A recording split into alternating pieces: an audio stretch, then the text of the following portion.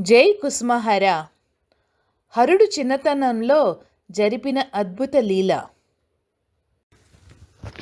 హరనాథుడు చదువుకునే రోజుల్లో కుచియాకోల్ నుంచి మాచ్డోబాకు ఒక్కడే వెళ్ళేవాడు.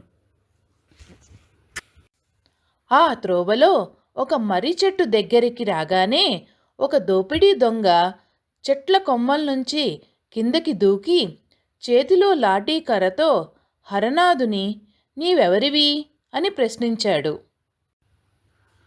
హరుడు తన పేరుని హరనాథ్ అని చెప్పాడు. ఆ పేరు వినగానే ఆనందంతో హరునితో, హరా, నీవు ఇక్కడ ఉన్నావా? నీ కోసం నేను చాలా కాలం నుంచి తప్పిస్తున్నాను అని అన్నాడు. ఆ దొంగ హరనాథుణ్ణి తన భుజంపై ఎక్కించుకుని సురక్షితంగా జాగ్రత్తగా మచ్డోబాకు తీసుకుని వెళ్ళారు. హరనాథుని స్పర్శ తగిలిన తక్షణం ఆ దోపిడీ దొంగ మనసు మార్పు కలిగింది.